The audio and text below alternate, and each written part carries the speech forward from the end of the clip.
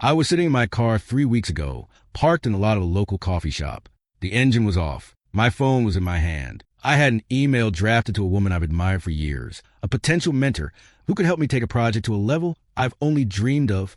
All I had to do was hit send. I sat there for 22 minutes. I checked the tires of the car next to me. I checked my teeth in the rear-view mirror. I checked the weather for a city I wasn't even visiting. Every time my thumb hovered over that send icon, my stomach did a somersault. I felt a wave of heat hit the back of my neck. And then the voice started. You aren't ready for this. If she says yes, you're going to have to actually deliver.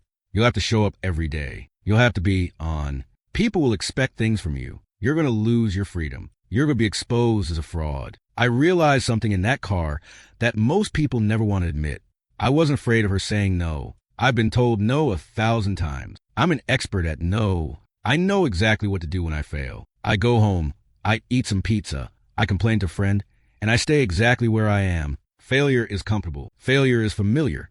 I wasn't afraid of failing. I was terrified of what would happen if I succeeded. The truth about being stuck. We spend all our time talking about the fear of failure. But for most of you reading this, failure isn't the problem. You've survived every failure you've ever had. You're still here. You know how to handle disappointment because you've been practicing it your whole life. What you don't know how to handle, and what your brain is actively trying to protect you from, is the weight of success. Here's a cold, hard truth. Success is a threat to your current identity. Your brain has one job. It doesn't care if you're happy. It doesn't care if you're fulfilled. It doesn't care if you ever reach your potential. Its only job is to keep you alive and safe. In the eyes of your primitive brain, safe means exactly the way things are right now. When you think about succeeding, truly succeeding, you are envisioning a life that is fundamentally different from your current one. You are envisioning a version of yourself that has more responsibility, more visibility, and higher stakes. To your amygdala, that looks like a giant danger sign. Success means you can no longer use the excuse that you're figuring it out. It means you can't hide in the I'm trying phase anymore. Success demands that you own your life. It demands that you show up when you don't feel like it. It demands a level of consistency that scares the hell out of you. So your brain does something very clever. It creates a success ceiling. The moment you start getting close to a breakthrough, your brain triggers a stress response to pull you back down to the safety of being stuck. You start procrastinating. You pick a fight with your partner. You get tired. You find a reason to delete the email. The neuroscience of self-sabotage. This isn't a personality flaw. It's a biological habit loop. In behavioral psychology, we call this homeostasis. Your body and mind want to maintain a stable internal environment. When you push for success, you are disrupting that stability. Think about the way your brain works. You have the prefrontal cortex, the part of you that wants a promotion, the better health, and the big goals. Then you have the basal ganglia, which is a part of the brain where habits and patterns live. Your basal ganglia loves the status quo. It loves the fact that you hit snooze 3 times. It loves that you overthink instead of acting. Why? Because those behaviors are predictable. Predictable equals safe. When you contemplate a major success, your amygdala, the brain's alarm system, fires off. It senses that the new version of you will have to navigate unknown territory. If I get the job, I might get fired later, and that would be worse than not having it. If I lose the weight, I'll have to find a new way to deal with my emotions because I won't have food to numbing them. If I launch the business, everyone will see me, and they might judge me. This is why you procrastinate. You aren't lazy.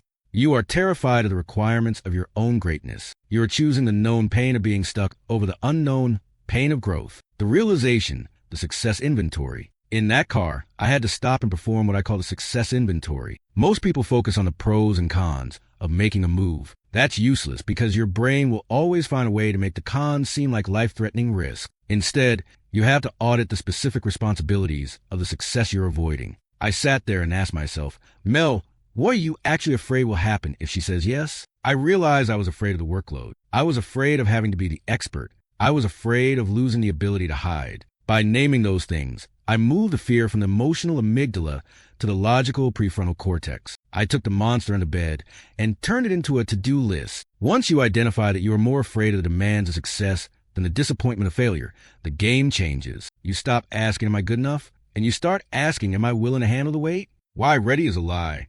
You need to understand that your hesitation isn't a sign that you're doing something wrong. It's a sign that you're at the edge of your comfort zone. The anxiety you feel isn't a stop sign. It's a growth signal. Your brain is going to keep trying to keep you small.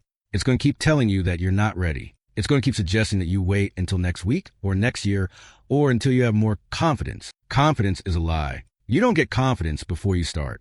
You get confidence after you survive the thing you were afraid of. You don't build confidence by thinking. You build it by doing. The only way to break the fear of success is to prove to your brain that you can handle the new version of your life. And you do that one tiny, uncomfortable action at a time. The 5-second shift. In that car, I didn't wait to feel ready. I didn't wait for the knot in my stomach to go away. I knew it wasn't going away. I looked at the phone. I acknowledged that I was terrified of being successful. I acknowledged that I was scared of the work ahead. Then, I used the only tool that works to interrupt the brain's protection loop. 5 to 4, 3 to 2, 1. I hit send. I didn't feel a rush of magic. I felt like I was going to throw up. But 30 seconds later, the world didn't end. I was still in my car. The sun was still out. My tires were still there. I was okay.